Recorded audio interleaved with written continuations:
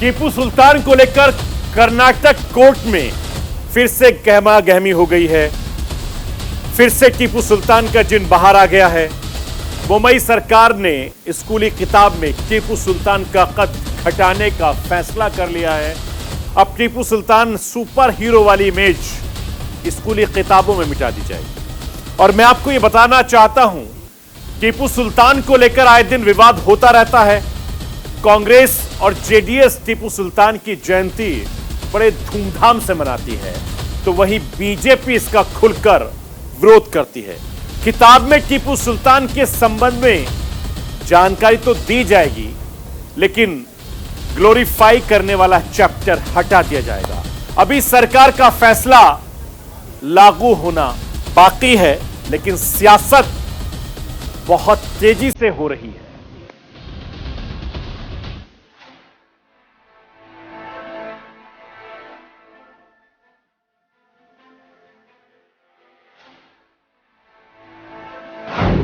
कर्नाटक में टीपू सुल्तान पर सियासत, महिमा मंडन पर बीजेपी की तिरछी नजर। दक्षिणी राज्य कर्नाटक में टीपू सुल्तान का जिन्न एक बार फिर बाहर आ गया है। एक बार फिर सियासत गर्मा गई है। एक बार फिर कर्नाटक में टीपू सुल्तान को लेकर पक्ष और विपक्ष आमने सामने हैं। दरअसल कर्नाटक सरकार ने स्कूली सिलेबस से टीपू सुल्तान का कद छोटा करने का फैसला किया है। फैसले के तहत टीपू सुल्तान के महिमा मंडन समेत कुछ और संवेदनशील चैप्टर्स को हटाया जाएगा। यह फैसला राज्य सरकार की रोहित चक्रतीर्थ की अध्यक्षता वाली पाठ्यपुस्तक समीक्षा समिति से रिपोर्ट मिलने के बाद लिया गया। रोहित चक्रतीर्थ ने अपनी रिपोर्ट में कहा है, टीपू को मैसूर हुली यानी मैसूर टाइगर कहा जाता है, लेकिन किसी को नहीं पता कि 18वीं सदी के मैसूर के शासक को यह उपाधि किसने और किस संदर्भ में दी। टीपू सुल्तान को लेकर बीजेपी पहले से ही विरोध का झंडा बुलंद करती रही है और अब जब मौका मिला तो एक बार फिर से इस पर कवायद तेज कर दी है।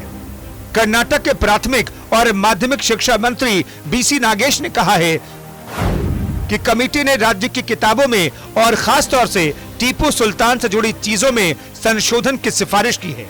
मुझे कमेटी की तरफ से रिपोर्ट मिली है। चर्चा के बाद अगले एकेडमिक वर्ष से लागू हो जाएगी। टीपू सुल्तान को लेकर बीजेपी का स्टैंड शुरू से ही क्लियर रहा है। यही वजह है कि एक बार फिर कर्नाटक में यह मुद्दा गरमाया हुआ है। तो बीजेपी नेता साफ साफ कह रहे हैं कि टीपू सुल्तान को ग्लोरीफाई नहीं किया जाना चाहिए। सच बाहर आना चाहिए। इतिहास में केवल सच लिखना, ग्लोरीफाई मत करना। आप सोचिए, टीपू टीपू को दो चेहरे थे। 11 साल उन्होंने कितना अत्याचार किया, कितना मंदिर तोड़ दिए, कितना लोगों को मार करके कन्वर्शन किया, उसके बारे में लिखा नहीं। लिखने का ज़रूरत है। लास्ट 8 साल में उन्होंने ब्रिटिशों के साथ लड़ाई में हारने के बाद उनका चेहरा थोड़ा बदल दिया। चेहरा भी बाहर आना, चेहरा भी दिखाना चाहिए। हिजाब के बाद कर्नाटक में अब टीपू सुल्तान विवाद जोर पकड़ रहा है। इसी को लेकर कर्नाटक के पूर्व मुख्यमंत्री एचडी कुमारस्वामी ने बीजेपी सरकार पर सांप्रदायिक तनाव को बढ़ावा देने का आरोप लगाया। कुमारस्वामी ने कहा है कि हर दिन वे एक समुदाय को नाराज करने के लिए एक मुद्दा उठा रहे हैं। यह एक अच्छा कदम नहीं है। भविष्य में इस राज्य में खून खराबा होगा और इसका शिकार आम जनता होगी। टीपू सुल्तान पर सियासत कोई नई बात नहीं है, बल्कि हर साल उनकी जयंती के वक्त यह मुद्दा एक्टिव हो जाता है।